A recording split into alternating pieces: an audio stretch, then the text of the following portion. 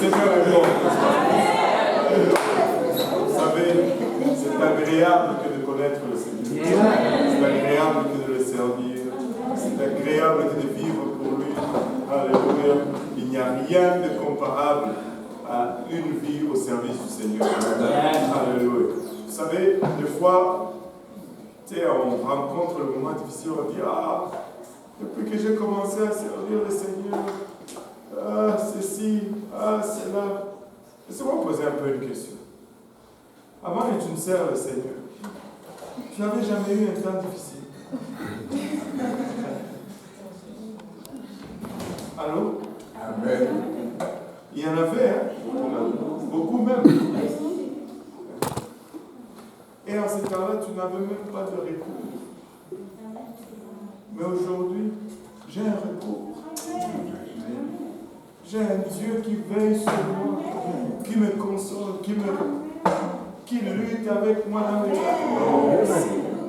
Rien de comparable à une vie.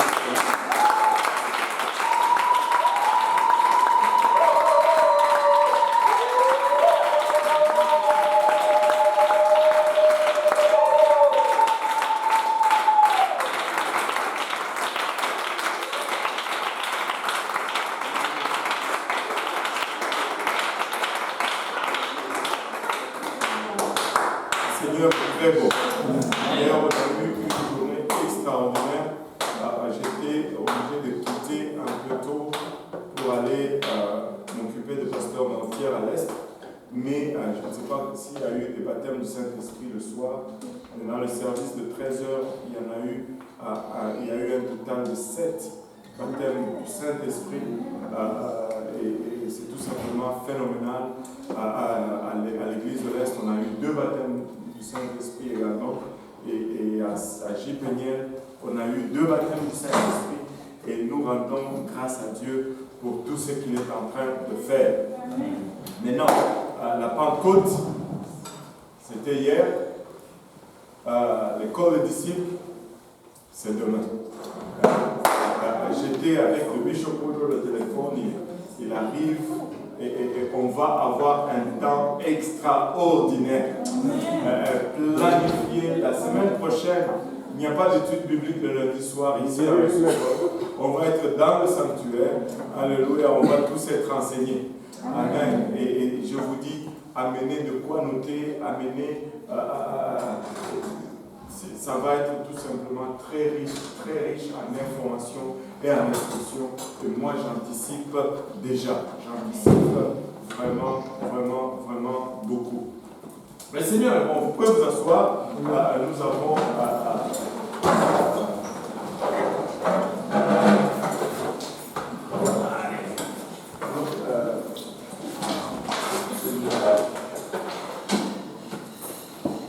il y a beaucoup d'absents aujourd'hui. C'est la pluie. C'est le tour des lignes. Des fois, on ne sait jamais. C'est la pluie ou c'est le tour des lignes? C'est le tour des lignes.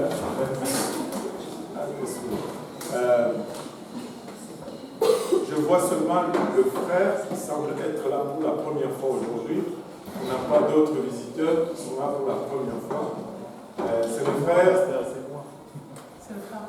Ah, c'est le frère avec la barbe et les lunettes. Mais c'est une parure.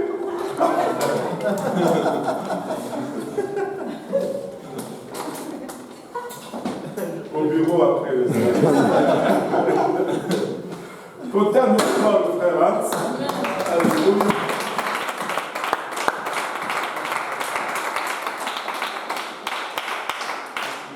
Mince. Avec la barbe, j'ai une... En tout cas, gloire au nom de Jésus. J'étais complètement là, tu m'as vraiment bien. Le Seigneur est bon. Donc, on n'a pas de visiteurs qui sont là pour la première fois. Rétrograde. Rétrograde. On avait parlé de dons, des dons de l'esprit. Et n'avez-vous pas trouvé dans la prédication de pasteur Mantier, il a mentionné cela. Mais il a aussi fait le lien avec le don, avec le fruit. C'est une chose dangereuse de développer le don sans le fruit.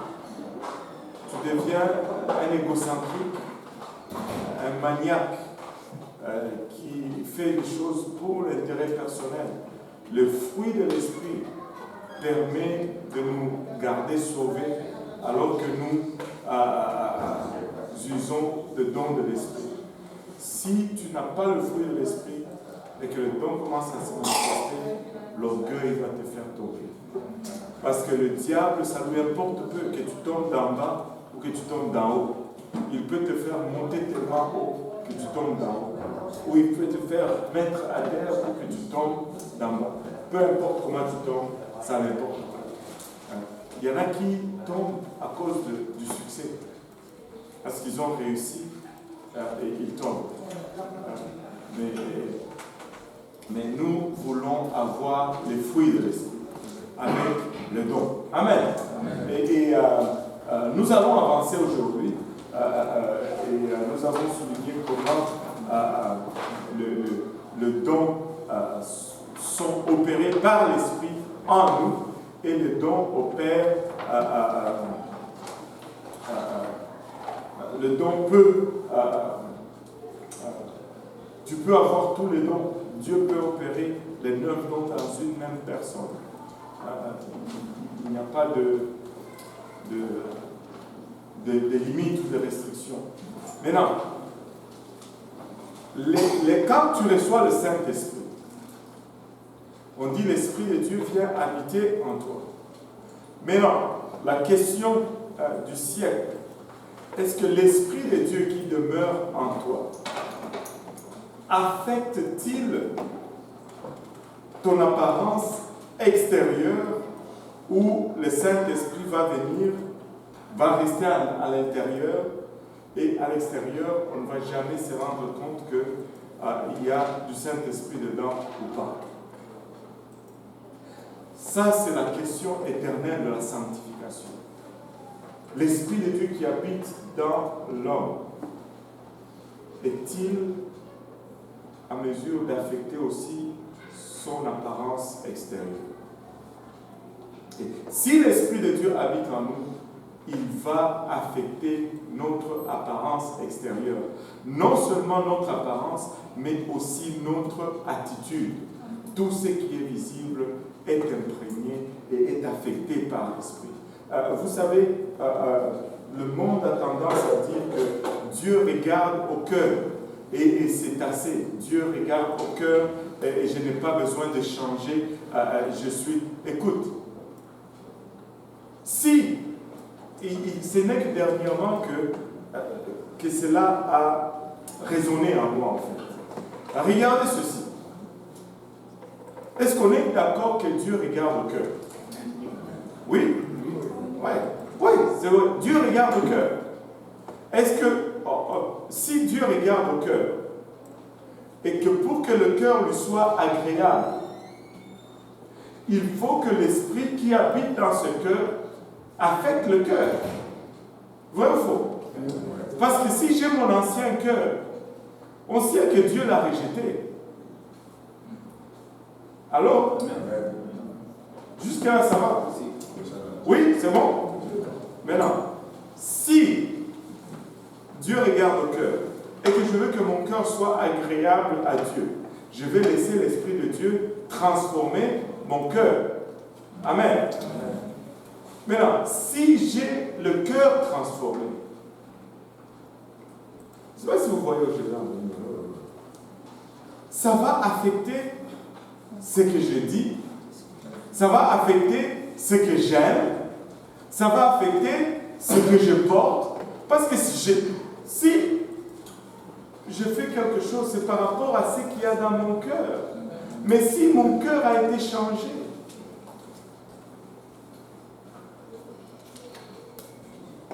alors ce qui est extérieur va aussi changer. C'est pourquoi quand on dit la sanctification, et c'est une question de salut, Non, ce n'est pas une question de salut, c'est une question de maturité. Mais alors que tu grandis, si elle ne se manifeste pas à la longue, elle va devenir éventuellement une question de salut. Parce que, au fait, c'est qu'elle va démontrer si elle est absente. Ça va démontrer juste que le cœur n'a pas vraiment changé. Parce que si le cœur avait changé et que le cœur est la source de tout ce qui est désir, de tout ce qui est choix, de tout ce qui est décision, si cette source a changé, alors les désirs vont changer, les décisions vont changer et les aspirations vont changer. Je ne sais pas si je fais du sens. Parce que des fois, je vous dis, là-dedans, mes neurones, des fois, ils carburent. Ils carburent tellement que on a besoin d'aérer un peu plus. Moi, je pense que ça fait du sens. Si le cœur a été transformé, les désirs vont être transformés, les choix vont être transformés, les actions vont être transformées. Et si on est d'accord avec ces prémices, la sanctification, ce n'est pas ça qui produit le salut, mais c'est le témoignage du salut. C'est le témoignage d'un cœur transformé. C'est pourquoi quand on ne voit pas la sanctification, après 6 mois, 1 an, on commence à être inquiet parce qu'on se demande si le cœur a été transformé. Là, vous voyez maintenant la logique du pasteur. Ce n'est pas qu'il veut condamner, mais il est inquiet. Est-ce qu'il y a du travail qui n'a pas été fait? Est-ce qu'on a manqué un point? Pourquoi est-ce qu'on a encore ces désirs ou ces aspirations? Le cœur est supposé être changé. Je suis d'accord que Dieu regarde le cœur, mais le cœur est supposé être changé. Crée en moi un cœur pur, oh Dieu, renouvelle en moi un esprit. Il dit, crée en moi un cœur pur. C'est puissant. Il ne dit pas transforme mon cœur, il dit crée. Quand on crée, c'est à partir de rien. Ce n'est pas une refurbish, comment on dit refurbish? Une mise à neuf. Ce n'est pas une mise à neuf. C'est un autre cœur. Un autre cœur. Celui qui est en Christ, il est une nouvelle créature. Maintenant, on va regarder Galates 5, 19. Ça, c'est nous. Que tout le monde dise moi. Ça, c'est nous avant Christ. Ça, c'est moi avant Christ. Mais n'est-ce pas extraordinaire que nous, Christ nous a sauvés? Galates 5, 19 à 21. La Bible dit: Or, les œuvres de la chair sont manifestes. Ce sont l'adultère, l'impudicité, l'impureté, la dissolution, l'idolâtrie, la magie, les inimitiés, les querelles, les jalousies, les animosités, les disputes, les divisions, les sectes, l'envie, les meurtres, l'ivrognerie, les excès de table et les choses semblables. Je vous dis d'avance, comme je l'ai déjà dit, que ceux qui commettent de telles choses n'hériteront point le royaume de Dieu. Waouh, waouh, waouh. Avez-vous remarqué quand c'est mauvais, il y en a toujours plus. 3 versets pour les œuvres de la chair. Un seul verset pour le fruit de l'esprit. Et il dit, on va les regarder. Or, les œuvres de la chair, nous ne sommes pas supposés produire les œuvres de la chair. Les œuvres de la chair sont l'adultère. Mais non, regardez ici. Il a mis l'adultère et puis il a mis l'impudicité. Ce sont tous des péchés sexuels. L'adultère, il y a plusieurs mots pour les différents péchés sexuels. Les gens sont inconfortables avec ça. Moi aussi, je suis inconfortable avec ça, mais je dois prêcher quand même.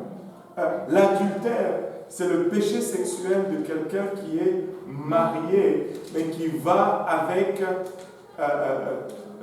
une autre personne qui n'est pas son époux ou son épouse. Si tu n'es pas marié, tu ne peux pas commettre l'adultère. Or, je vais dire, est-ce que cela veut dire que si je ne suis pas marié, le sexe est correct? Non! Non! La Bible, on peut mettre ça dans l'impudicité. La Bible a un autre mot qui est la fornication. La fornication, c'est le péché sexuel avant le mariage.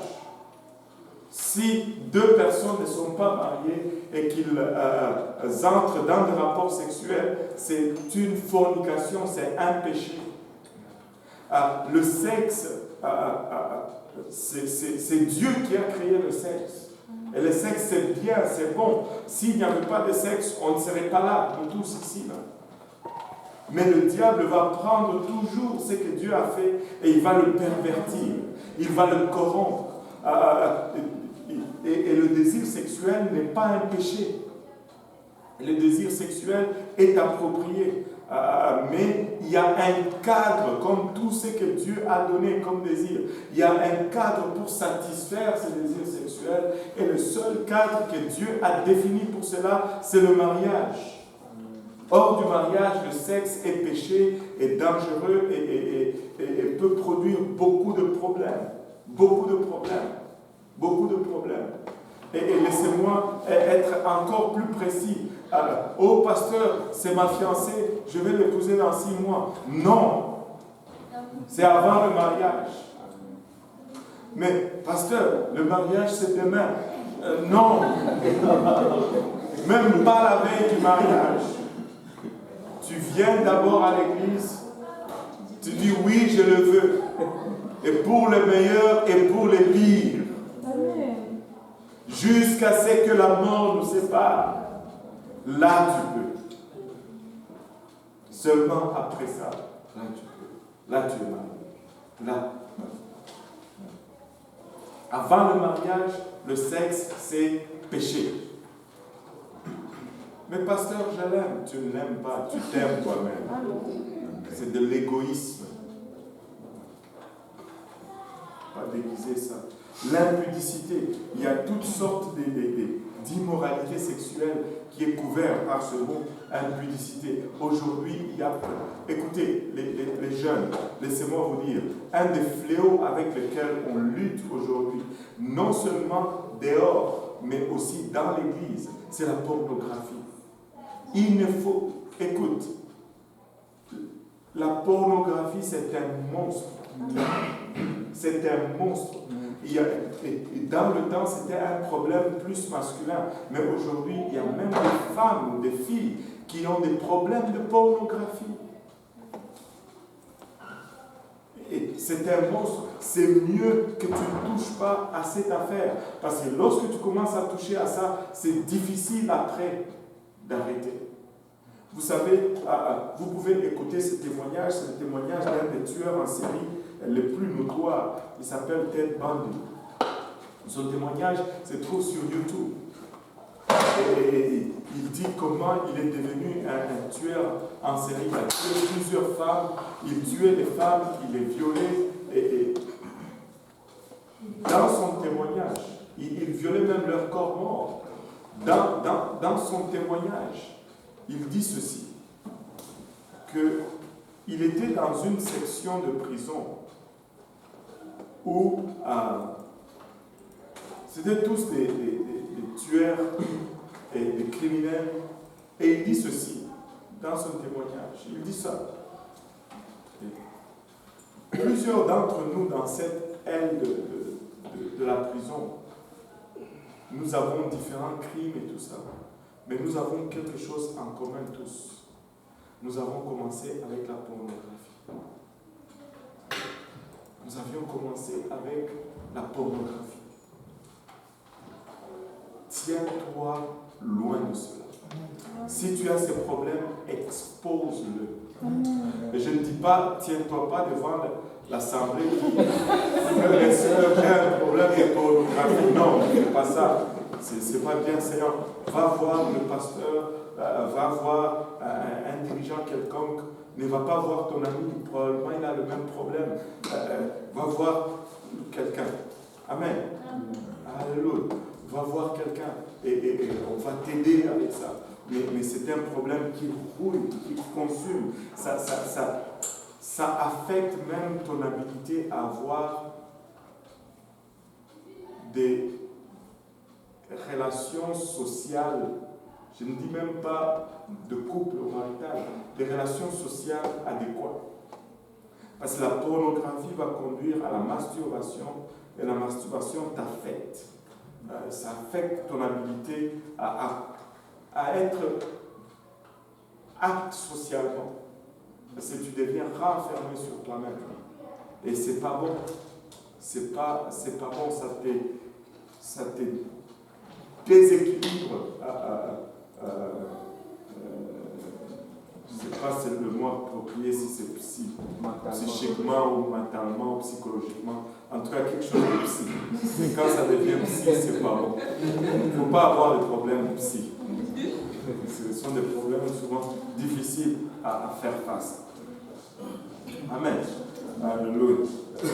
L'impudicité, toutes sortes de péchés sexuels se retrouvent là-dedans. L'homosexualité. Écoutez, ça reste encore que l'homosexualité est une abomination aux yeux de Dieu. L'homosexualité est un péché. Ça ne fonctionne pas. Ce n'est pas normal. Peu importe ce que la société va dire aujourd'hui, nous allons prêcher que c'est une abomination aux yeux de Dieu. Deux fiches mâles ne peuvent pas faire passer le courant. Ça ne marche pas. Ça ne marche pas. On va regarder l'impureté. L'impureté. On peut mettre aussi sous cette catégorie beaucoup d'autres choses. Les mauvaises pensées, des choses qui ne sont pas appropriées, qui sont impures face à Dieu. Des fois, c'est juste dans des conversations, des blagues déplacées. Moi, je n'ai jamais compris ceci. Je n'aime pas. Écoutez, peuple de Dieu, évitez les blagues qui rient des autres. C'est inapproprié. Même si la personne rit avec toi, des fois, ça blesse à l'intérieur. Les blagues qui doivent toujours descendre l'autre, ce n'est pas bon. Ce n'est pas bienséant, c'est malséant. C'est impur. C'est impur. La dissolution. C'est quoi encore la dissolution? Est-ce qu'il y a un autre mot pour la dissolution? Regardez notre version.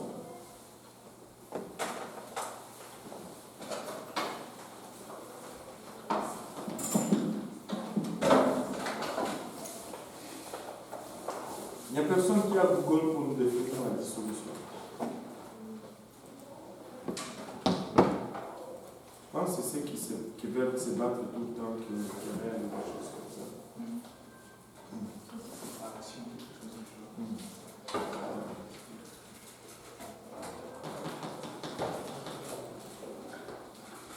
Personne ne peut googler dissolution. Oui, dissolution. Action de dissoudre, faire cesser par décision de. Ok, non. Faire de se désagréger, de perdre sa cohésion.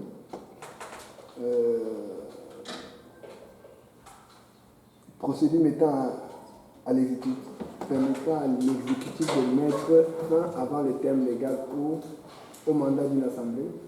Wow. Dépravation des mœurs. Bon, écoutez, la dissolution, souvent, ce sont des gens qui cherchent des chicanes. Les querelles aussi. Dissévère, ça dit quoi? Ça dit les pratiques dégradantes. Les pratiques dégradantes. Mince. Ils n'y vont pas avec le dos de la prière. Les pratiques dégradantes. Tout ce qui cause séparation, tout ce qui cause dispute, rentre dans la catégorie de dissolution. Et il ne faut pas toujours être contentieux. Je parlais à quelqu'un aujourd'hui. Vous savez... Ça donne une autre définition ici. Oui. Ça dit dépravation des mœurs, débauche. dépravation de mœurs, débauche, mince. Oui. Martin, ça dit la souillure. La souillure. Bon. On ne fait qu'ouvrir une autre avenue à chaque mot. Oui. Des règlements de mœurs. Voilà. Et en anglais, ça dit quoi? La chief business. Le chief business, ça, il faut aller à l'école, tout ça. Le chief business. C'est pour ceux qui font l'université. Et c'est vraiment des mauvais comportements. Sensualité en anglais. Sensualité. Ah oui? Mischievousness. Ok. Donc, évitez de dissoudre les choses. La parole de vie dit Parole de vie. se conduisent n'importe comment. Se conduisent n'importe comment. Waouh. Ça devient encore plus large. Un mauvais comportement. Il ne faut pas se conduire n'importe comment. Il ne faut pas se conduire n'importe comment. Il faut bien se conduire. Il faut éviter toute source ou toute raison des disputes, des querelles, d'inconfort et ces choses. Maintenant, l'idolâtrie. Jusque-là, on est en train d'aller et tu dis, ah, quand même, je ne suis pas pire, je ne suis pas pire, je ne suis pas pire. Ah, ça, c'est pas moi, ça. Moi, non, je ne suis pas impudique, quand même. Non, je ne suis pas un impur. La dissolution, non, moi, je ne suis pas la dissolution. Moi, c'est la solution, pas la dissolution. Mais là, on arrive à l'idolâtrie. Tu dis, bah, quand même, je n'ai pas de Bouddha dans ma maison. Un jour, j'étais chez mon oncle, il est catholique. Il avait un ami qui était un Belge. En tout cas, il aimait un peu les trucs asiatiques. Et il avait un gros Bouddha en bois. Maintenant, il a déménagé. Il voulait déménager ou quoi que ce soit. Là, il a donné le Bouddha à mon oncle. Là, je vais chez mon oncle. Je rentre comme ça, je regarde en arrière de la voie. Un gros Bouddha, il était genre gros comme ça, haut de main. Je sursaute, je dis, mais qu'est-ce que c'est que ça? Je dis, depuis quand est-ce que c'est là? Qu'est-ce que ça fait? Oh, c'est elle qui me l'a donné. Je dis, mais attends, tonton. Et toi, tu le prends juste comme ça. Ok, j'essaie de te faire venir à l'église, tu dis que tu es catholique. Mais ça ne te fait rien, même en étant catholique. Il me dit, ah oui, hein, je n'y ai pas pensé. Et ces jours même, on a pris, et ça prenait le gros sac, ça ne prenait même pas le sac de Maxi là, ça prenait le gros sac de poubelle noire. On a mis le Bouddha là-dedans, et on l'a mis au coin de la rue là. Comme ça, les gens des éboueurs sont venus le prendre. Je ne sais pas où il est allé maintenant. Mais l'idolâtrie, aujourd'hui c'est difficile. Je sais que je ne peux pas te faire prosterner devant une statue. Mais nous avons perfectionné l'idolâtrie. Notre idolâtrie n'est plus ce qu'était l'idolâtrie de l'époque. Nous idolisons beaucoup d'autres choses. Il y en a qui idolisent le travail, il y en a qui idolisent l'argent, il y en a qui idolisent le plaisir, il y en a qui idolisent l'école, il y en a qui idolisent la réussite. En fait, c'est tout ce qui vient avant Dieu qui devient ton idole. Hein? Je me rappelle d'un gars. Là maintenant, c'est un grand adorateur de Dieu. Mais avant, quand il est arrivé à l'église, il venait à l'église dans ses vareuses du Cameroun.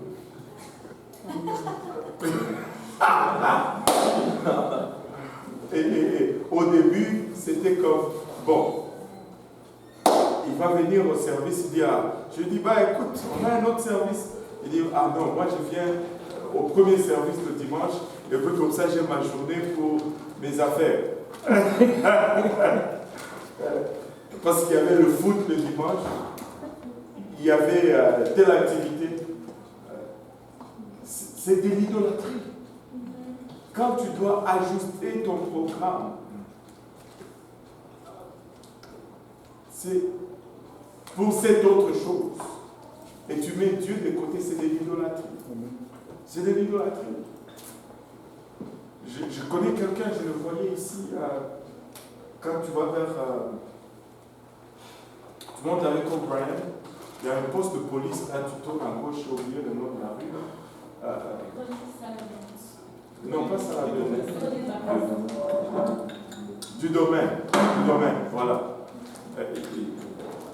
Il y a un jeune qu'on a invité à l'église, jamais voulu venir à l'église. Il y avait une voiture rouge. Mais chaque dimanche, il passait au moins 4 heures à laver sa voiture.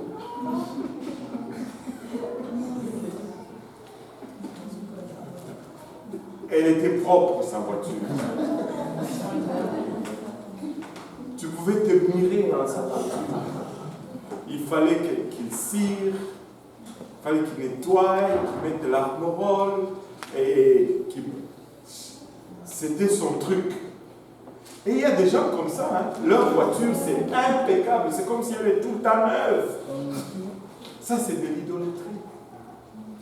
C'est de l'idolâtrie. C'est vraiment de l'idolâtrie. Ça devient plus important que Dieu. C'est de l'idolâtrie. Nous idolisons beaucoup d'autres choses. L'argent. L'argent. L'argent. C'est idolisé ici comme pas possible. Pauvre Africain. Tu sais, je suis venu ici avec nos concepts de chez nous. Tu sais, je travaillais chez CAE. Un jour, un de mes amis avec qui on était à l'école, on travaillait, on commençait à travailler ensemble. Il me dit, hey, Dieudonné, est-ce que tu peux me passer 25 sous? Je vais juste ajouter pour m'acheter un thé. Je n'ai plus de change, je vais te le rembourser demain. Je dis, là, il n'y a pas de problème, je donne le 25 sous. Et le lendemain, il est venu me remettre mon 25 sous. Moi, j'étais un peu gêné. Comment? Et puis, quelques temps après, moi aussi je voulais du thé. Là, il me manquait 10 sous. Il me manquait 10 sous. Parce que le thé, c'était 1,90. Ouais. Et je dis, est-ce que tu peux me prêter 10 sous, je te le retourne demain? Parce que je ne voulais pas juste me dire, donne-moi 10 sous. Et là, il me l'a prêté le 10 sous. Moi, demain, j'ai oublié. Il m'a rappelé le 10 sous.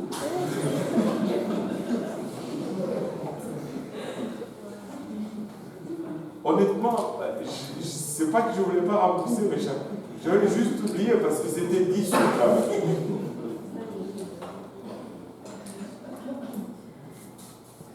Et donc, je donnais les 10 sous que je t'avais. J'étais choqué. Oh, ok. Tu cherchais, et puis, tu sais, l'argent occupe une telle place ici, c'est fou. Tout est l'argent, l'argent, l'argent, l'argent, l'argent. L'argent, l'argent, l'argent, l'argent, l'argent, l'argent. Et ce n'est que l'argent. Ils en ont plus, ils en veulent plus. Et ceux qui en ont beaucoup, ils en veulent encore plus. Ils ont beaucoup pour eux, mais ils veulent même prendre les petits que nous autres on a. Et c'est grave. C'est grave. Nous idolisons l'argent. Le sport.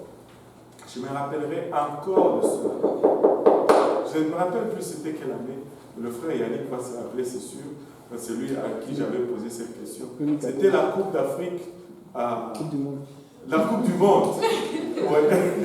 C'était la Coupe du Monde qui s'est jouée en Afrique du Sud. Bon, vu les décalages horaires, il y a certains matchs qui s'est joués à 14h30, 15h.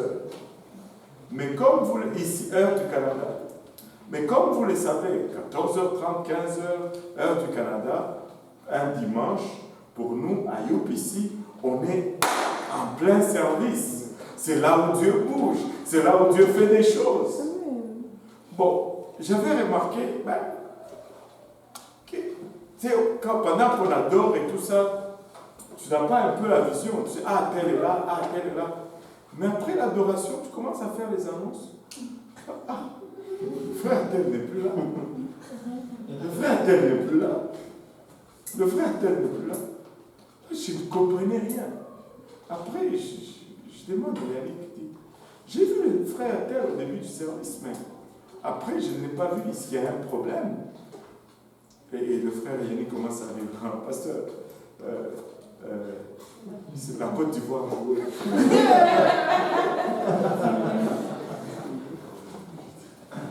Et ce n'était pas le frère Simplice.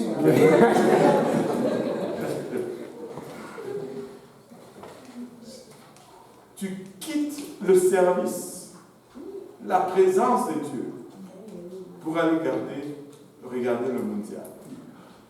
Ça, c'est de l'idolâtrie. Ça, c'est de l'idolâtrie. Tu quittes le service. Tu étais déjà dans le service. Tu quittes. Non. Attends, moi, ça me dépasse. C'est de l'idolâtrie. Tout ce que tu mets à l'avant de Dieu, ça devient l'idolâtrie. Hein? La magie. La magie. L'art, c'est quoi la magie? L'art de faire disparaître des choses. Je ne sais pas. C'est démoniaque. Les magiciens utilisent les démons. C'est juste des manipulations des démons. Et les gens qui font ça, ils vont en enfer. Oh, c'est juste des trucs. Non, c'est de la magie. La Bible dit la magie.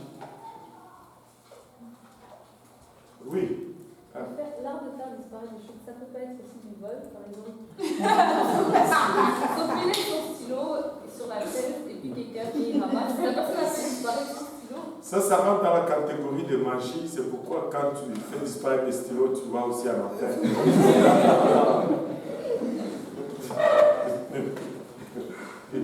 Oui.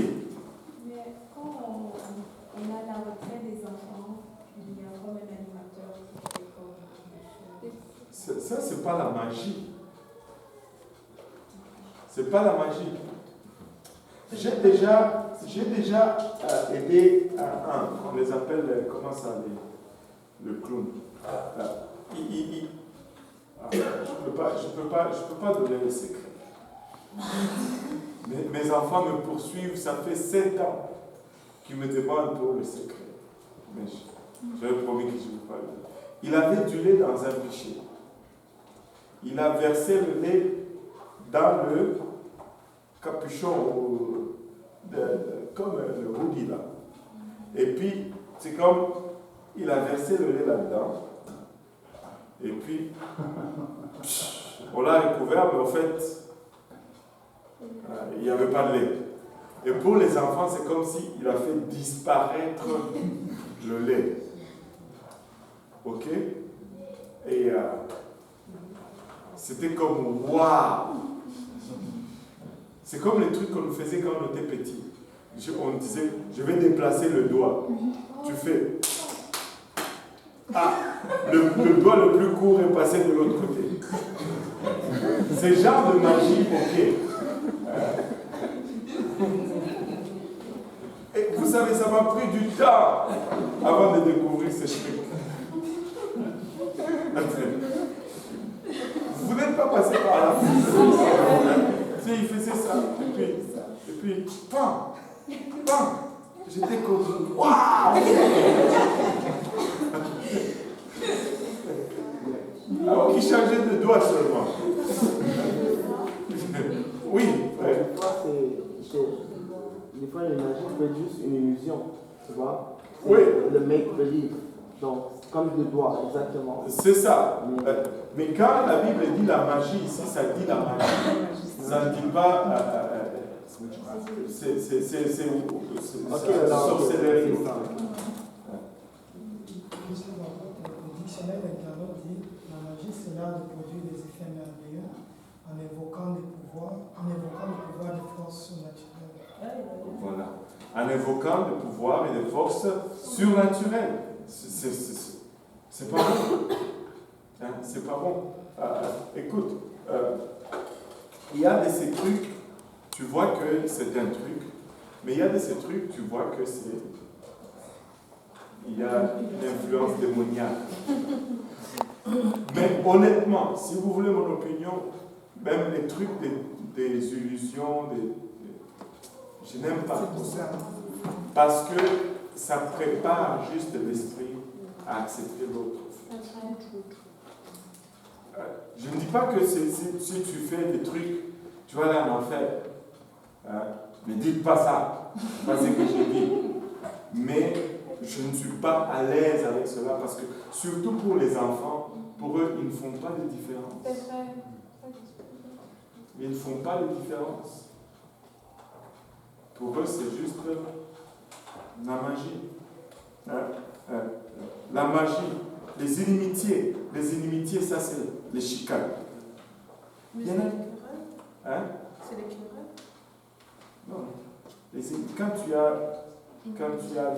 es tout le temps en guerre avec quelqu'un. Ouais.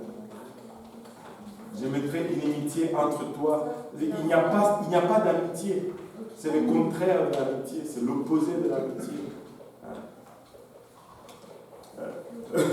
Inimitié. Écoute, il y a des gens qui vont toujours être en contention avec quelqu'un. Tu es toujours en train de régler une chicane entre lui et quelqu'un. Ça, c'est pas bon. Amen. Si c'est tout le temps toi avec quelqu'un d'autre, à un moment donné, c'est peut-être toi le problème. Amen. Et tu sais, des fois, nous devons maturer et arriver à ce niveau-là. Ce n'est pas toujours... Non, ce n'est pas toujours que j'ai raison. Il faut passer cette étape-là. Jésus avait raison, mais il a été crucifié quand même. Ce n'est pas toujours que j'ai raison, non. À un moment donné, est-ce que j'ai bien fait? Tu peux avoir raison, mais si tu fais mal, ça donne rien. C'est pas la maturité. Il faut aller au-delà d'avoir raison. Écoute, l'autre peut ne pas avoir raison. Ce n'est pas une raison pour se chicaner. Si on fait bien, on ne va pas se chicaner. Et cette autre qui est bonne, oui j'arrive, cette autre qui est bonne, que j'aime toujours entendre, quand quelqu'un vient rapporter quelque chose et que tu écoutes l'autre, moi j'ai fait ci et la personne a fait tout ce qu'elle devait faire. Tu écoutes l'autre, moi j'ai fait ci, elle aussi elle a fait tout ce qu'elle devait faire. Mais tu commences à te demander, mais finalement, pourquoi il y a chicane? Tu sais, quand il y a chicane, c'est jamais, parce que c'est la faute d'une seule personne. C'est parce que les deux sont fautifs. Toujours. Parce que si c'est une seule personne qui est fautive et que l'autre a bien fait, il n'y aura pas de dispute. Il n'y aura pas de chicane. Je vais prendre un exemple. Moi et Brunel, comment vous commencez à dire? Il est chicaneux. Trop. Hein? Moi et Brunel, on se tiraille sur quelque chose. S'il agit bien, il va dire c'est correct, laisse faire. Et il n'y aura plus de chicane. Pour se chicaner, ça prend deux. C'est parce que toi aussi tu ne fais pas bien. C'est pourquoi il y a chicane. Alors, Sinon, il n'y en aura pas. Si tout le monde fait qu'est-ce qu'il doit, il n'y en aura pas. Si une seule personne fait ce qu'il doit faire, il n'y aura pas de chicane. Vous n'allez pas avoir besoin d'une troisième personne. Si vous avez besoin d'une troisième personne parce que les deux premiers n'ont pas bien fait, là on est en train de chercher une troisième pour bien faire. Allô? Alléluia. Je sens le Saint-Esprit en ce moment. Alléluia, même gloire à Dieu. Oh. Les querelles. Le mot dit tout seul. Pasteur, vous avez déjà posé la question, c'est quoi la différence entre une querelle et une dispute? Mais je pense qu'ils sont synonymes. Parce qu'on m'avait dit que un était plus... Je ne me rappelle plus de ça. Je pense qu'on a fait ça ici. Mais... là, je ne me rappelle plus. C'est comme se chamailler, genre. C'est vraiment quelqu'un. Dispute, c'est plus enflammé. Dispute, c'est plus enflammé. Enfin, les deux ne sont pas.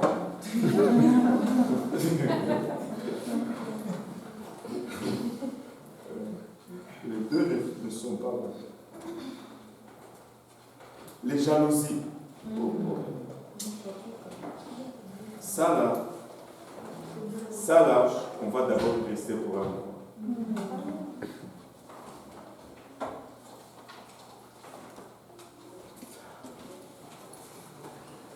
Parce que des fois, je vois des choses qui me dépassent.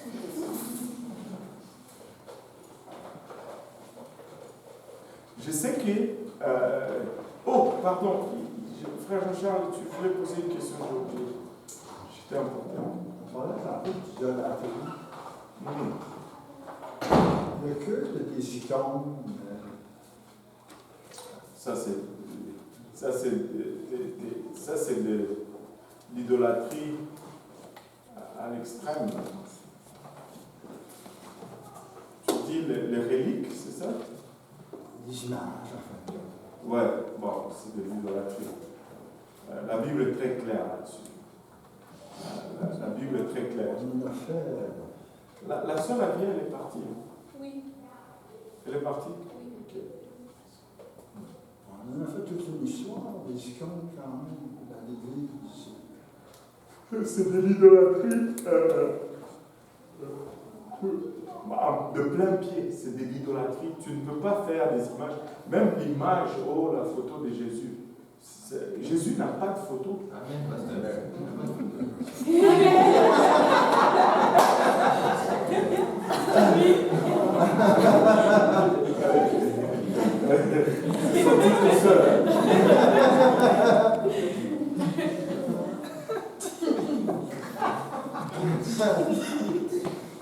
Oh, j'ai la photo de Jésus là-bas.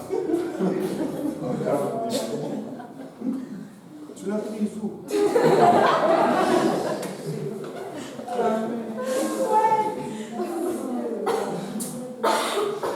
Laissez-moi juste vous raconter une histoire réelle. Ça, c'était une fille au pays là. Cette histoire m'a été racontée quand j'étais déjà arrivé ici. C'était une parente, mais c'était une parente lointaine quand même. Quand le réveil a commencé chez nous, ils ont commencé à prier dans ma cour. Il y a un groupe de prière qui s'est formé, les gens priaient. Et ils ont remarqué que à chaque réunion de prière, quand ils entraient dans l'intercession, ça devenait intense. Puis il y avait cette cousine, elle disait, j'ai une parole de la part du Seigneur. Et puis elle va donner quelque chose. Et des fois, elle appuyait même avec le verset. Et il regardait, le verset était correct. Bon, waouh! Et puis, intercession. Le problème est que c'est quand ça devient intense, tu sais que vous êtes en train de battre sur quelque chose. Et là, il va y avoir encore cette intervention, ou cette révélation, ou prophétie, ou quoi que ce soit. Et là, mais quand même, ce qu'elle donnait était souvent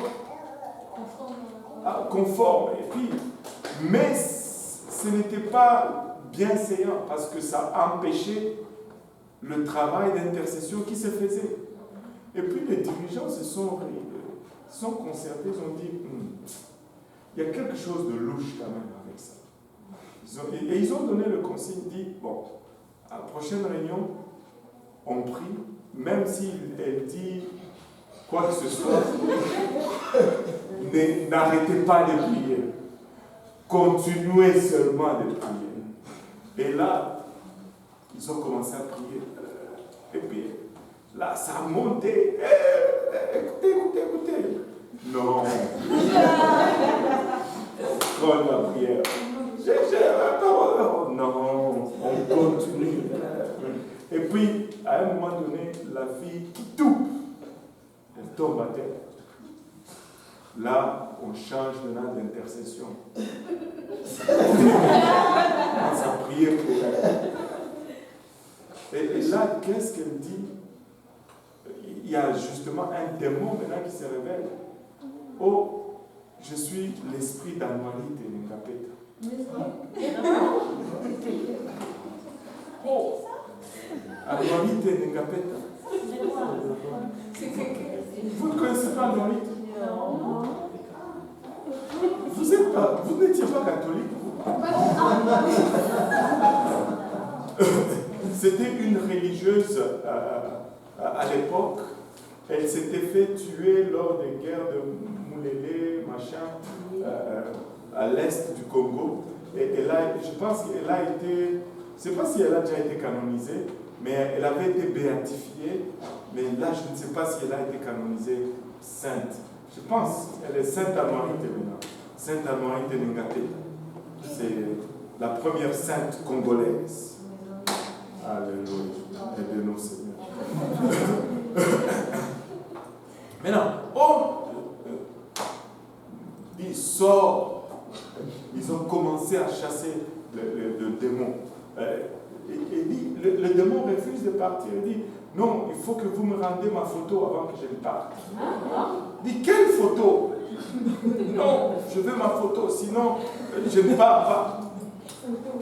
Et là, ils prennent la Bible, je vous dis, ils prennent la Bible de la sœur, et là, dans sa Bible, il y avait une, vous savez, les photos, les icônes, la photo de Anoualit et Ngapeta dans sa Bible. Mais là, comment tu donnes une photo à un esprit? C'est ça. Ils l'ont juste brûlé, dit, toi, tu sors. Et ces choses ne sont pas anodines. Ne sont pas anodins. Ce n'est pas que la photo a quelque chose, mais ça devient des portes d'accès à tout ce qui est démoniaque.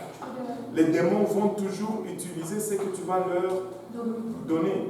Et ça devient tu sais, c'est un bout de papier là, mais ça devient significatif. Et le démon s'accroche maintenant à cela comme accès. Comme accès. Écoute, non, il n'y en a pas de photos. Il n'y en a pas. On ne fait pas ça. On ne fait pas ça. Qu'est-ce que vous pensez des grandes œuvres artistiques, etc. Oh non. L'art, c'est dans l'art.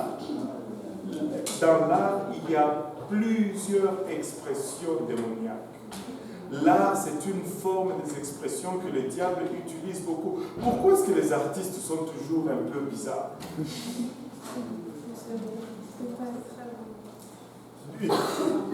C'est là, c'est visiblement démoniaque. Mais dès qu'on dit c'est l'art, ça excuse tout. Pardon? Vous savez, c'est comment on les appelle là, ceux qui font les affaires bizarres là, ils mettent l'œil à la place de l'oreille. Les impressionnistes. Les surréalistes. J'ai lu un peu là-dessus. Vous savez qu'est-ce qu'ils font pour faire ça là? ils ont une espèce de drogue forte qu'ils prennent. Quand il prend cette drogue, tout est tordu en fait. Il vient tout tordu et il peint ce qu'il voit en fait. Et plus il y a des démons, plus ça va coûter cher. Ben oui. Vous ne me croyez pas? Vous ne me croyez pas? Je peux sortir les œuvres d'art. Plus c'est démoniaque, plus c'est cher.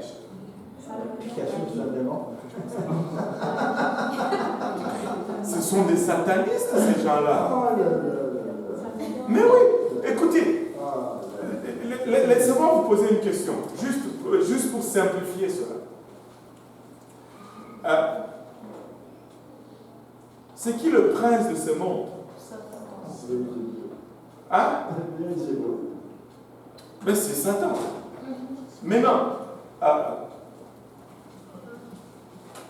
si aujourd'hui, moi, je deviens Premier ministre du Canada, mettons par exemple, vous riez?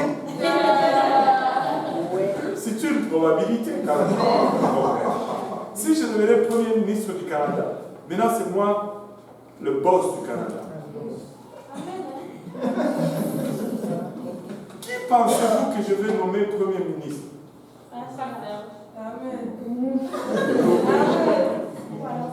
Qui pensez-vous que je vais nommer comme aux affaires internationales? C'est comme, ce sont des gens à qui j'ai confiance, qui je sais qu'on va aller dans la même direction. Les gens que je vais élever dans mon royaume, ce sont ceux-là qui vont me reconnaître et m'approuver. Et approuver mon leadership. Maintenant, vous pensez que le diable est assez stupide pour élever les gens dans son royaume qui ne lui sont pas loyaux? Vous pensez que Michael Jordan, c'est le meilleur basketteur au monde? Non. Non. Vous pensez que personne ne peut jouer au foot mieux que Ronaldo? Réveillez-vous. Réveillez-vous. Ce n'est pas juste le talent qui fait la célébrité de quelqu'un. Le diable ne peut pas te donner une portion de ses acclamations s'il est sûr que ça ne va pas produire pour lui.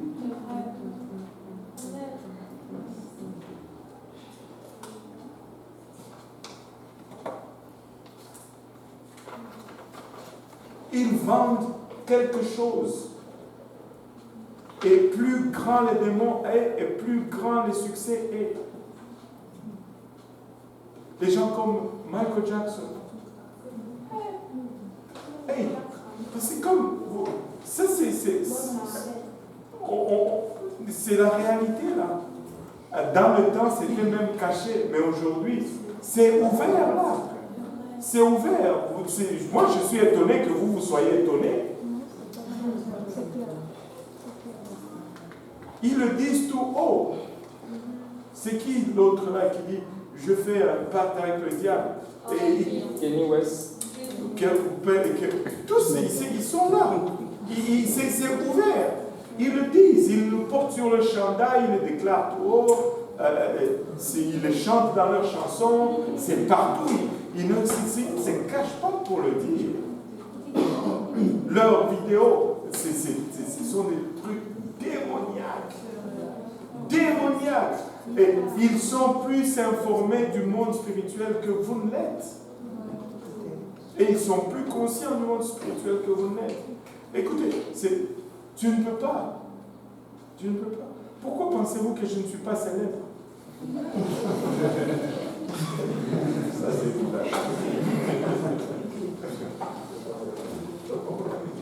Essaye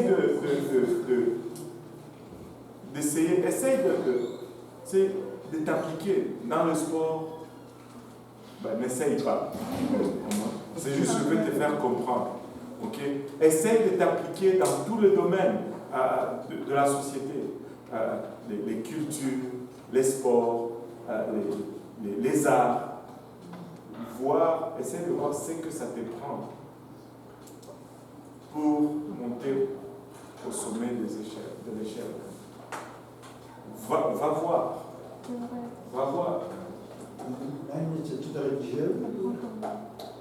Ben, quand vous dites les études religieuses, je ne sais pas c'est quoi, mais je sais qu'ils n'enseignent pas la Bible. Tu vois, à l'université, là, toutes les facultés de théologie, les plus grands athéistes, les plus grands critiques de la Bible sortent des universités théologiques. Tu n'as pas besoin d'aller à l'université pour connaître la parole de Dieu. Tu dois juste faire explorer la parole de Dieu. Oui. Moi, je vais mentionner quelque chose aussi que vous venez de dire. J'ai un ami, un ancien ami, il était chrétien, il a voyagé, il est allé au Congo, en Angleterre. Il voulait très bien ce cœur. Donc, malgré son talent, on avait proposé de signer un pacte. On dit, tu as du talent, tu joues très bien, mais tu ne pourras pas avoir du succès si tu ne signes pas le pacte. Mais comme il était chrétien, il a dit, dans ce cas, je m'arrête là, je ne peux plus. Tu ne peux pas. Tu ne peux pas. Ce n'est pas le talent. Oubliez, ce n'est pas le talent. Il y a plus. Il y a plus. Ce n'est pas le talent. Et le monde n'est pas fou de donner $1 million pour donner des bouts dans un ballon. Moi aussi, je peux faire ça. Si je fais que ça, je vais y arriver. Je vous promets. Le pouvoir du talent, du succès, on n'a pas le droit à ça ou bien... Non, si tu peux avoir le talent, mais ce que je dis, c'est pas, justement que ce n'est pas assez pour exceller dans le monde. Et maintenant, un chrétien ne se mélange pas dans ces choses-là. Parce que juste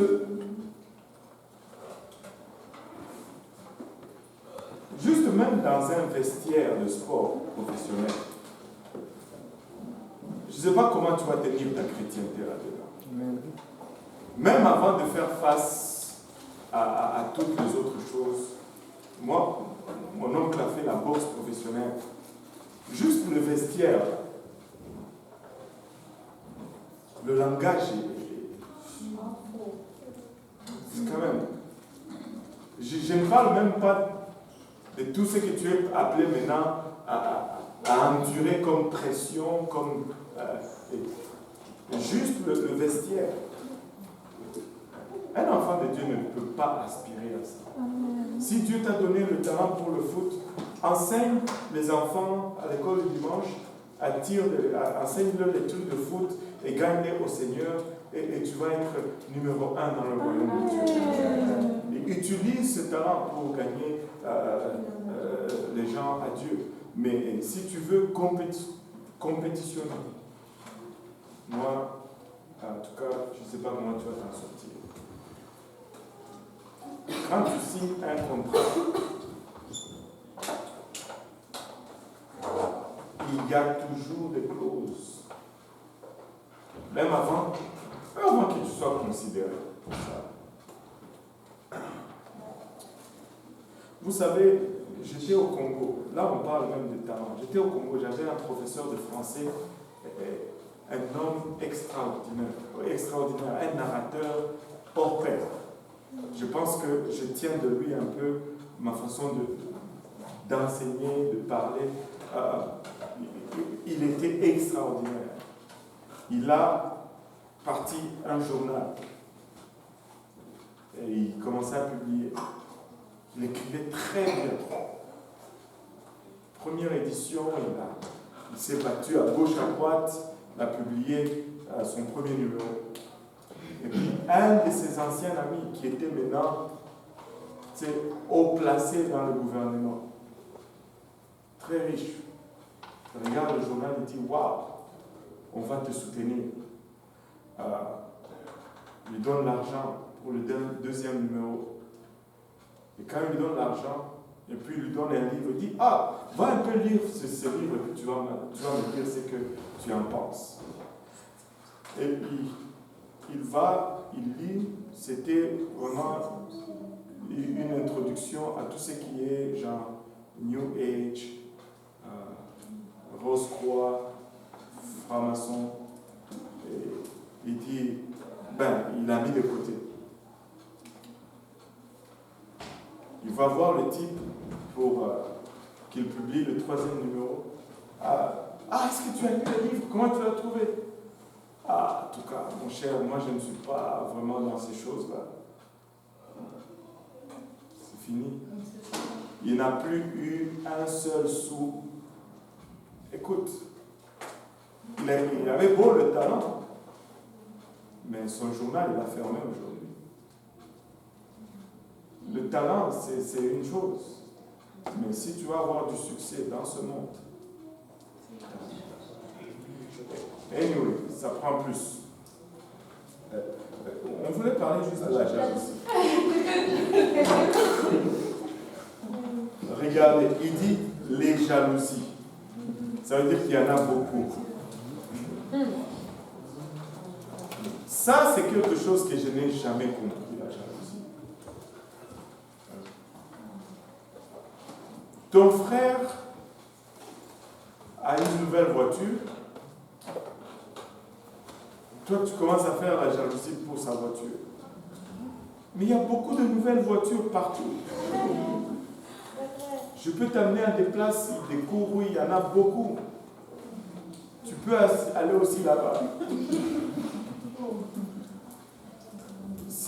La jalousie, c'est quelque chose de grave, c'est quelque chose... moi, je dis, ça affecte même le raisonnement.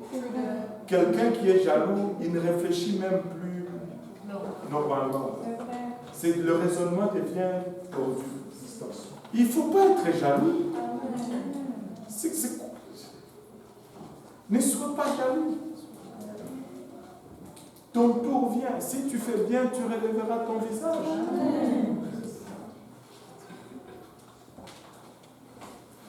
Et remarquez ceci. Quand tu es content pour l'autre, c'est plus facile que Dieu aussi te donne. Mais quand tu commences à faire la jalousie pour l'autre, tu vas voir que tu te crées des blocages. Et une autre expression de la jalousie, et c'est de la jalousie. Je vois, Brunel, il a une chemise carottée bleu-blanc. Moi aussi. Brunel, où est-ce que tu as acheté ça? Jaloux.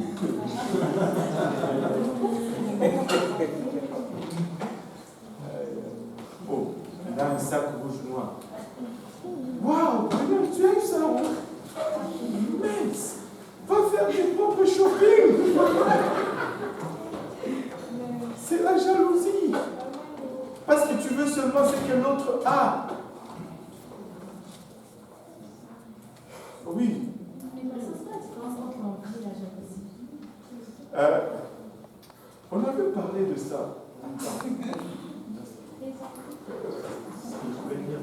Est-ce que la jalousie ne naît pas d'abord? C'est l'envie qui commence après ça, la jalousie. Parce que tu sais, l'envie, la convoitise.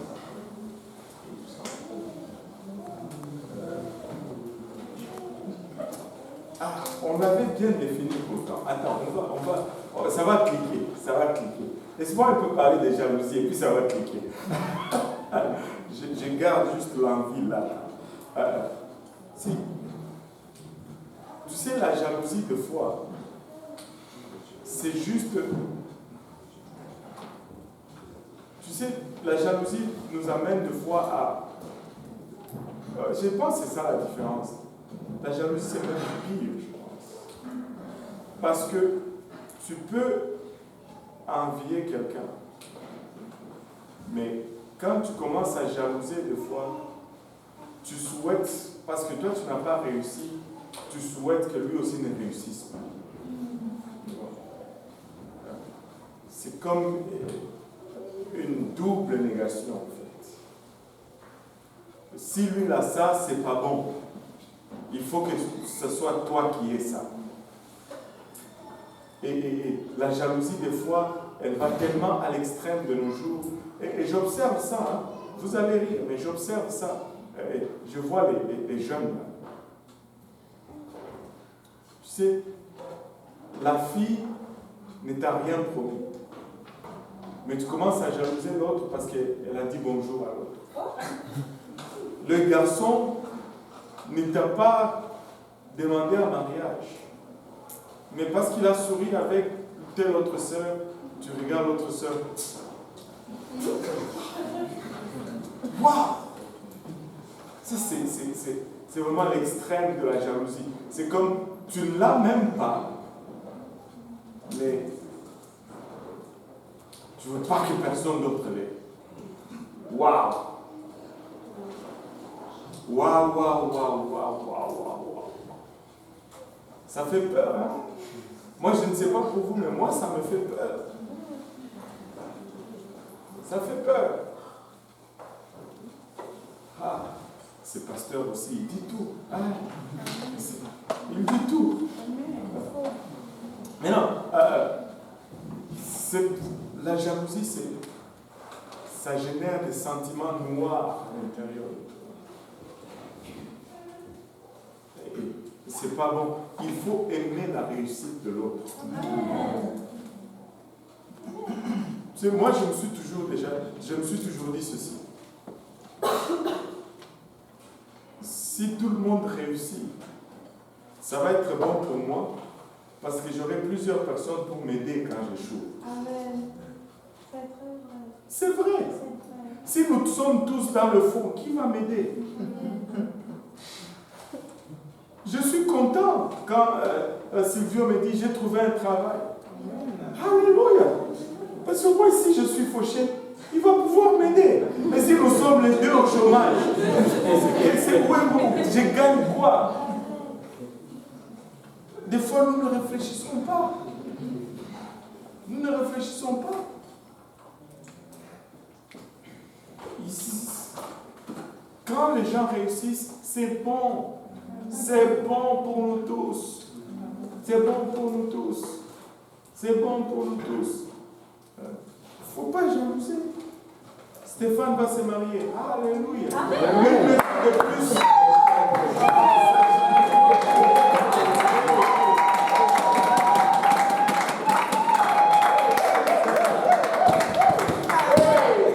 On se calme,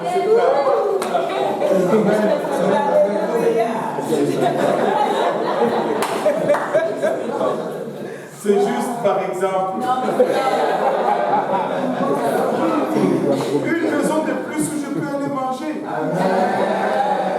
On va m'inviter, je peux aller. Vous vous compliquez la vie pour rien.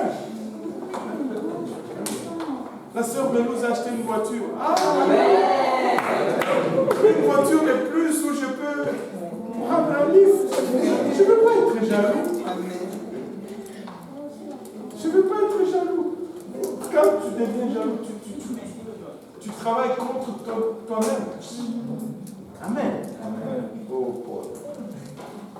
Les animosités. Aïe, aïe, aïe. Ça, c'est pas bien avoir des animosités.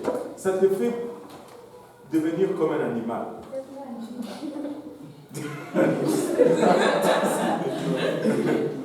Ça dit animosité. Il y a le mot animal là-dedans.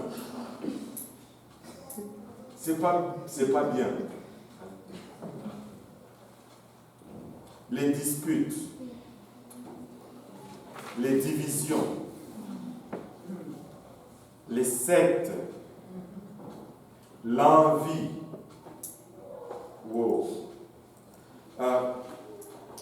Je ne me rappelle plus très bien, je pense que entre l'envie et la jalousie, il y avait une notion, la capacité ou l'habilité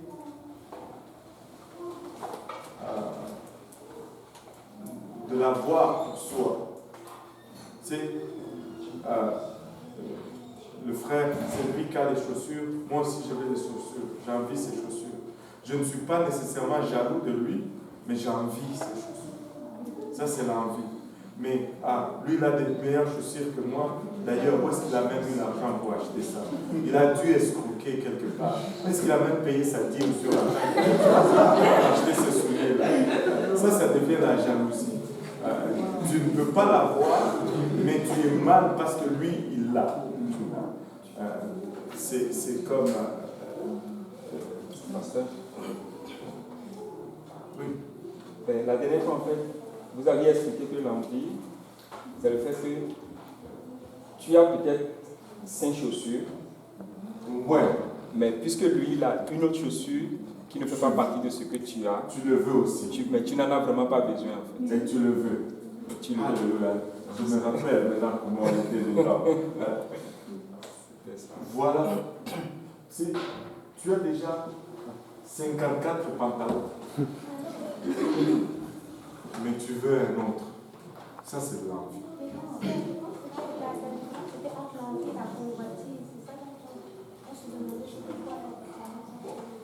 On va jamais sortir de là.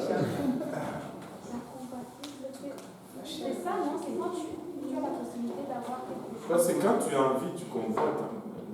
Non, mais en fait, la convoitise, c'est tellement... Tu n'as pas les moyens. Mais la vie, tu as les moyens. Et puis, tu veux l'avoir pareil, mais tu n'en as pas besoin. Mais... Oui, Marjorie? Ça dit l'envie concerne ce qu'on ne possède pas et la jalousie concerne ce que l'on croit posséder, mais qu'on ne possède pas non plus.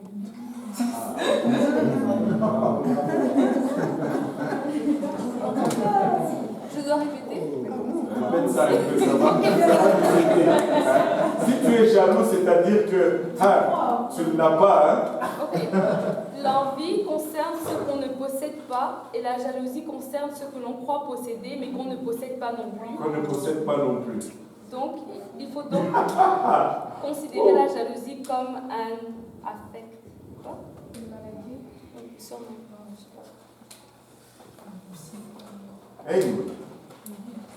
Et l'envie va aussi, oui, l'envie va vraiment être comme le frère Jules l'a dit. Il n'y a pas besoin, mais tu veux quand même. Arrête! Arrête! Tu n'en as pas besoin. Les femmes sont spécialistes dans ça. Et on va dire, même quand le pasteur dit non, on achète selon le besoin. Maintenant, le mot-clé, mais j'en ai besoin. Non, non, non, tu n'en as pas besoin.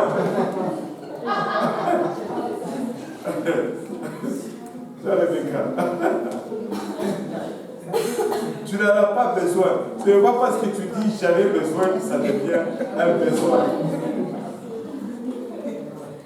Ce n'est pas juste une déclaration. Le besoin, ce n'est pas une déclaration. J'en ai besoin. Non, tu n'en as pas besoin. Tu as déjà 10. Quel besoin?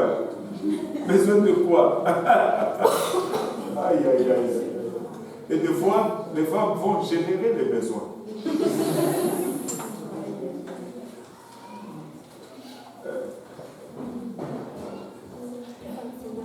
C'est, oh, je dois acheter un chandail vert.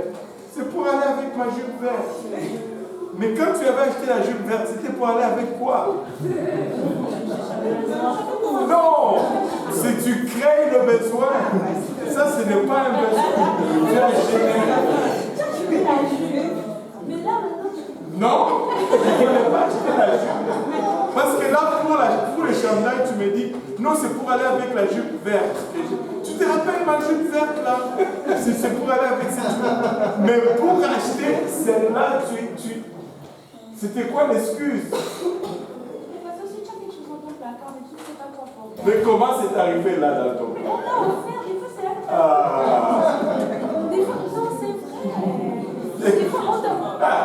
Arrête seulement. Concède seulement, concède. Ça va être mieux.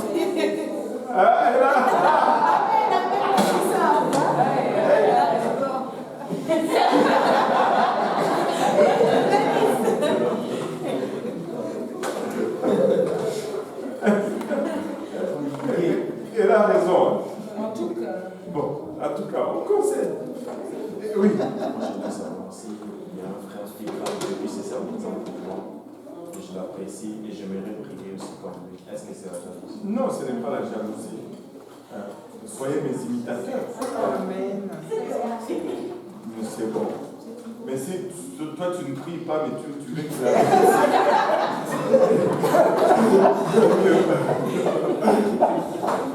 Oh, il prie seulement pour se montrer. Donc il faut qu'il arrête de prier ça, c'est vrai. Et c'est pas bon.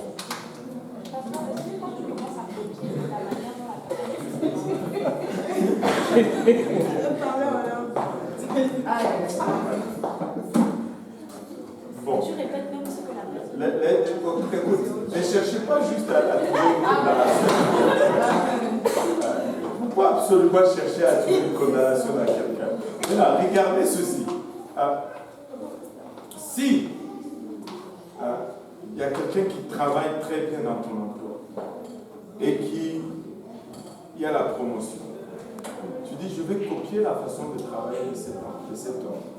Et tu travailles et ça produit les résultats. Est-ce que tu as fait une mauvaise chose? Pourquoi pour prier ça devrait devenir ensemble? Si vraiment tu cherches une relation avec Dieu, je ne dis pas qu'il faut mimiquer. Si tu mimiques, c'est-à-dire que dans le cœur, dans la main. Moi, je veux prier comme mon pasteur. Je veux suivre la vie de mon pasteur, je veux suivre l'exemple de mon pasteur.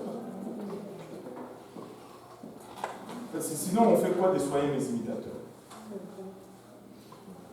On va effacer ça. Alléluia. Sacré, tu vas dire que je fais la même oublié. La définition oui. sur la jalousie. Oui. Si on doit donner un exemple, et la différence avec l'envie, c'est par rapport à l'exemple que vous avez donné.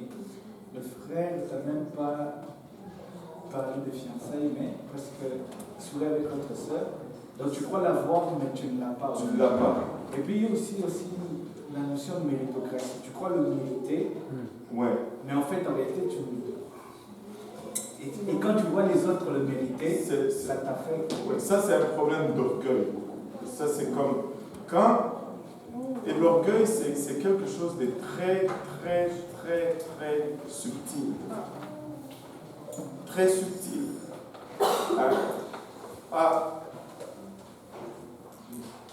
Quand quelqu'un qui te dit par exemple,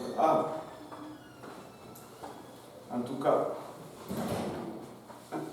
tu m'as traité comme un enfant.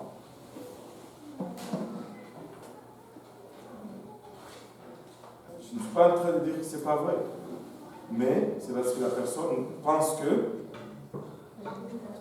ne mérite pas, elle n'est pas un enfant. Et très souvent, l'orgueil est très déguisé, surtout à l'église. Parce qu'on veut tous être des saints. Alors, au lieu de traiter avec l'orgueil, on déguise. C'est pourquoi l'offense va être très souvent l'indicateur qu'il y a l'orgueil. Parce que quand tu es offensé, c'est parce que tu penses qu'on ne t'a pas traité selon ce que tu es, ou ce que tu vaux, ou ce que tu mérites. Et probablement parce que tu penses que c'est très subtil, très subtil. Nous ne méritons rien. Christ a tout fait pour nous. Il n'y a pas de mérite. Nous sommes venus comme ça. On était des... Oui. Oui. Ok, je veux juste partager ça parce que c'est quand il parlait que ça m'est venu alors. C'est un peu comme une question. J'avais cherché en fait, ça voulait dire quoi jaloux. Et j'avais vu que jaloux, ça venait de la même racine que zélé. Et je me demandais pourquoi le Seigneur disait qu'il était jaloux et que c'était bien. Mais pour nous, jaloux, c'est mauvais. Mais là, je demande ici, c'est correct, non, ça veut dire que j'aurais compris. C'est comme la jalousie, la mauvaise jalousie, c'est qu'on est zélé pour une place qui n'est pas la nôtre. Que tu n'as pas. C'est ça. Alors que le Seigneur, il a le droit parce que la place est la sienne. Il a le droit d'être zélé. C'est ça. Et quand on dit... le mot jaloux, c'est sûr qu'il est très souvent, beaucoup, en général, utilisé dans le sens péjoratif. Quand quelqu'un dit « Ah, moi je jalouse ma femme », c'est dans le sens positif. Je m'assure à ce qu'elle ne manque de rien et qu'elle ne soit pas en manque. C'est jalouser.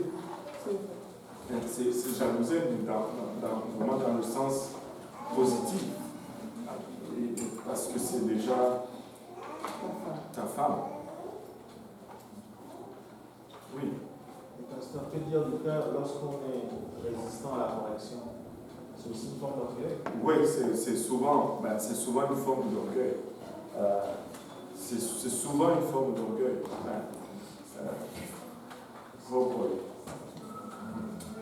L'affaire de la correction, là.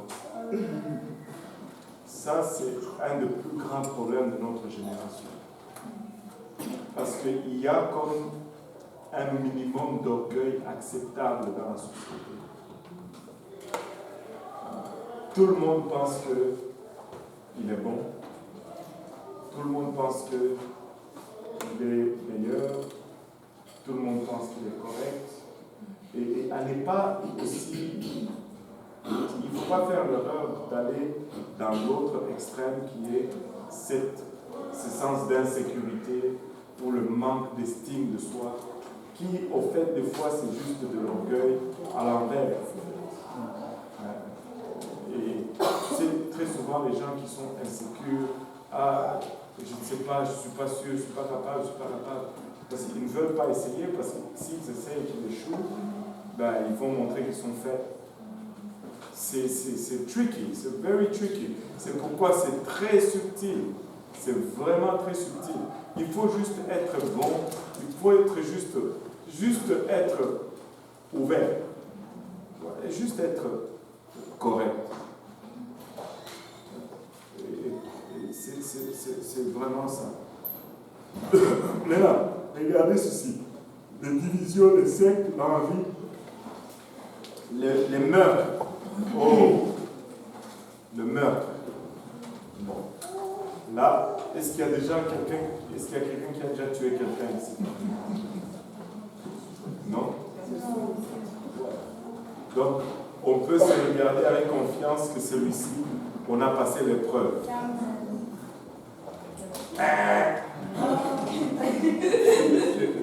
Combien de gens que tu as déjà assassinés avec ta parole? Si le regard tuait, je serais déjà mort il y a longtemps, et plusieurs fois encore.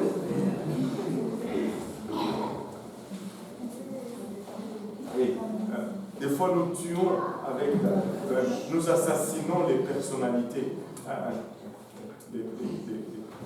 Il y a des fois des assassins de personnalités. Ils assassinent des personnalités. Ils parlent toujours. Et en mal. Et pour qu'eux, ils soient affirmés, il faut que ils détruisent tout autour d'eux. Ça, ce sont des crimes. Ce sont des crimes. Ce sont des crimes. Mais non. Les meurtres, l'ivrognerie. Oh boy. L'ivrognerie.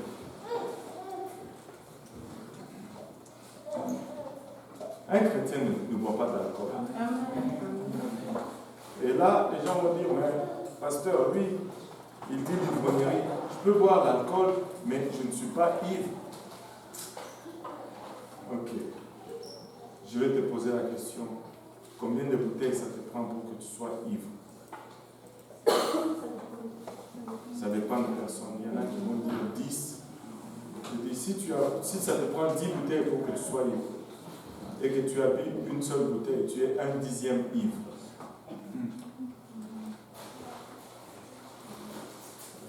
Si tu as bu juste la moitié, tu es à moitié ivre.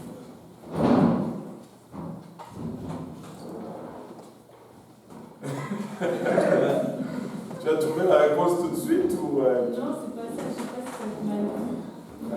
Pardon. C'était... Non, mais pourquoi l'alcool est disponible? Et de plus, on attribue des vertus à l'alcool quand tu en prends modérément. Tu sais, on attribue aussi des vertus à la pelouse. Personne ne mange la pelouse.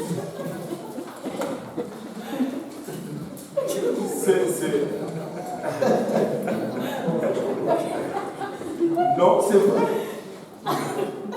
Si tu mangeais de la pelouse, il y a du fer, il y a du potassium, il y a toutes ces choses là-dedans. Mais je ne vois personne manger la pelouse. N'est-ce pas? Mais non, le problème avec l'alcool, c'est quoi? Le problème avec l'alcool, c'est que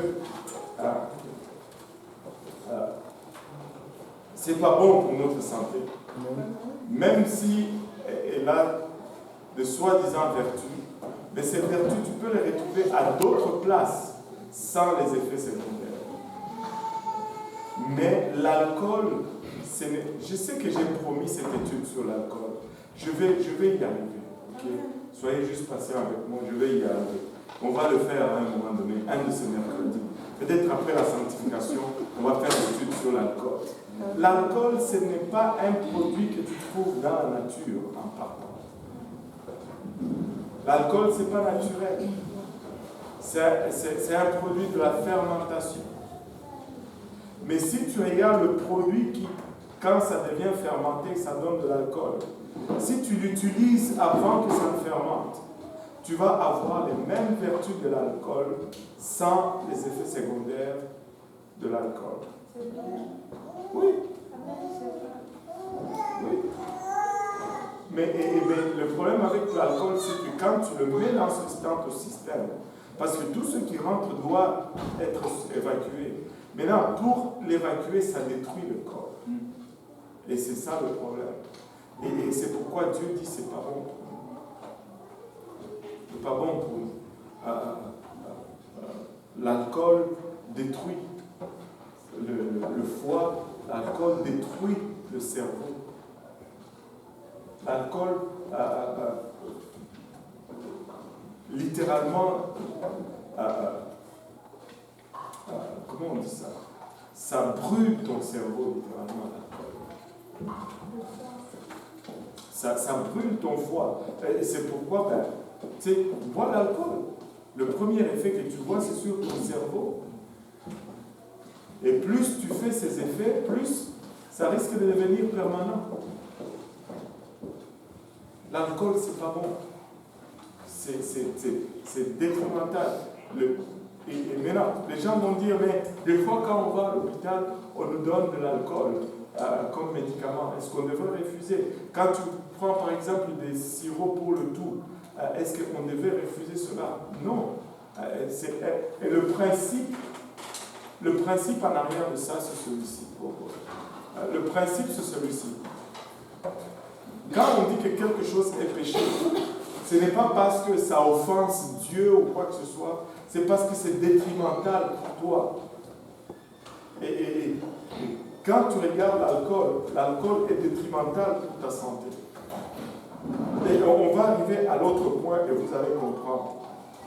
Mais il y a des fois où quand tu l'utilises d'une certaine façon, ça fait plus de guérison que de destruction. Dans ce cas-là, tu peux le faire. Et on utilise le principe, même par exemple, quand on doit te faire une opération. Qui fait la médecine ici? Est-ce qu'il y a quelqu'un qui fait la médecine ici? Hein?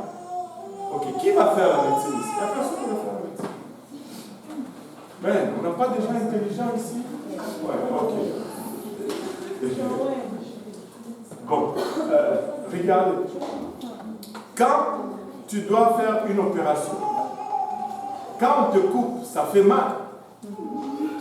Mais on juge qu'on va accepter le mal de quand tu es coupé, parce qu'on va aller enlever un autre mal qui est plus grand que celui-là. Et c'est ça le principe. Sinon, on va te laisser avec cette douleur. Amen. Et c'est le même principe. Maintenant, regardez l'autre place. C'est celui-ci. Juste après l'ivrognerie vient quoi? Les excès d'état. Les excès d'état. Je pense que le Seigneur le Seigneur avait mis les excès de table en dernier parce que pour tous les autres, on pouvait dire ah non, pas moi, ah non, pas moi, ah non, pas moi, non, pas moi. Là, je suis clean, je suis clean. Mais quand on vient aux excès de table, tout le monde est coupable. Tout le monde est coupable. À un moment ou à un autre, on a excédé. Quelqu'un a dit une fois que moi je ne veux plus manger à table, comme ça je ne peux plus faire les excès de table. Moi je prends ma nourriture.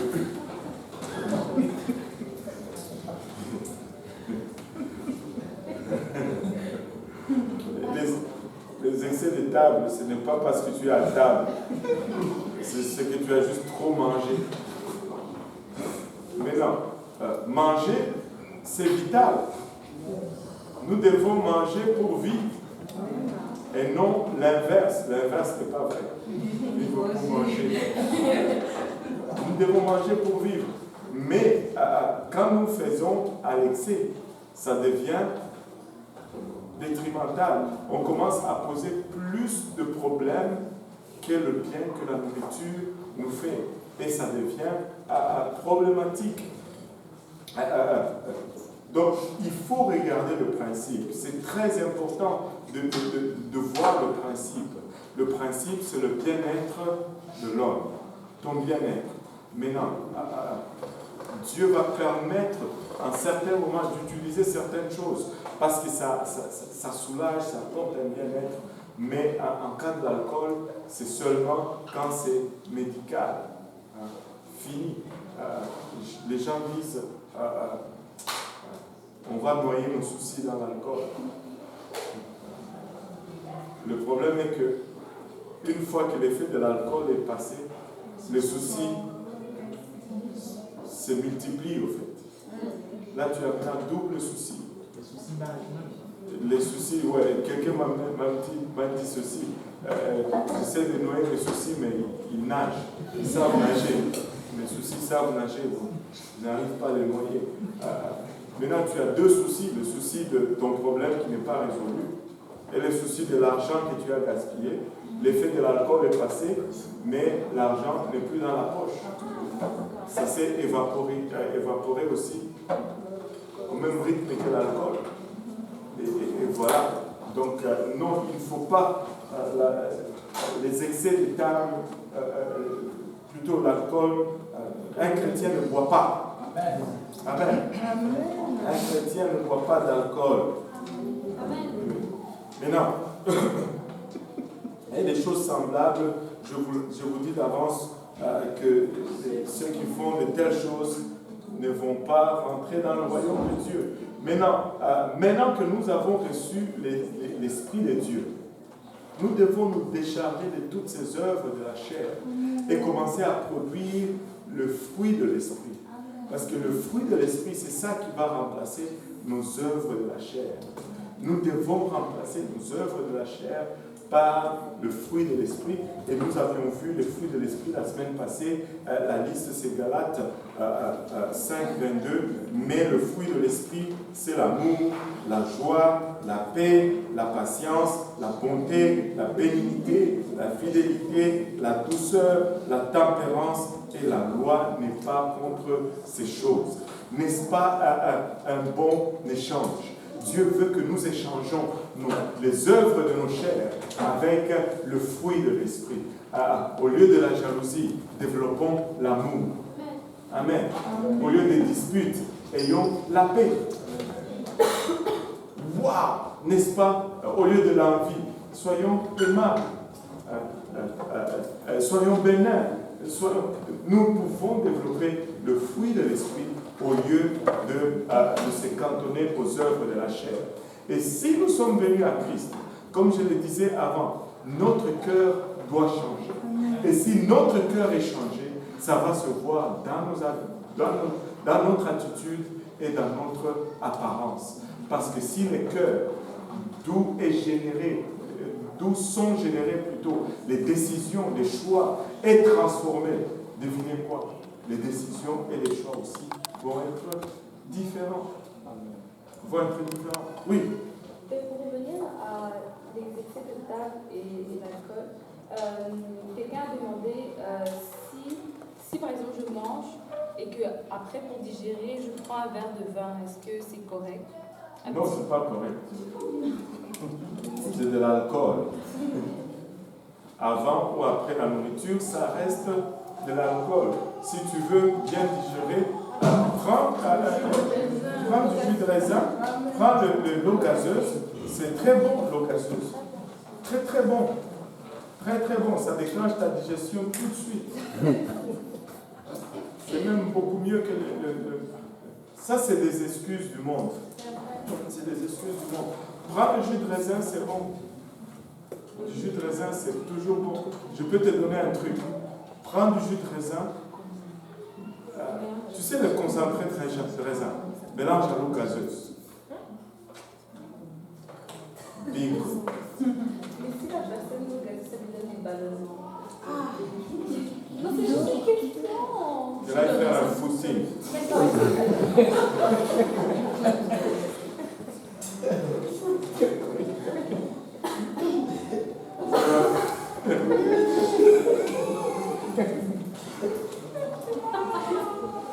Si elle fait un footing, il n'y aura plus de ballonnement. Il n'y aura plus de ballonnement. On va faire un footing. Parce que s'il y a un problème de santé, il faut aller voir un médecin. Oui. Le Seigneur n'a pas consacré le vin. Non, le Seigneur n'a jamais transformé l'eau en vin alcoolisé ou vin fermenté. Si vous me donnez 5 minutes, je vais parler un peu là-dessus. Le vin à Canaan. Amen. Ce n'était pas de l'eau alcoolisée. La Sainte Seine, le vin, quand il dit partage la coupe, ça c'est la chose la plus ridicule. Faire la Sainte Seine avec du vin. C'est pas logique. Ça bat même la logique normale. Parce qu'on dit qu'on prend le vin pour oublier. L'alcool est un agent d'oubli. Mais le Seigneur dit la Sainte Seine, c'est pour se commémorer. Tu ne peux pas prendre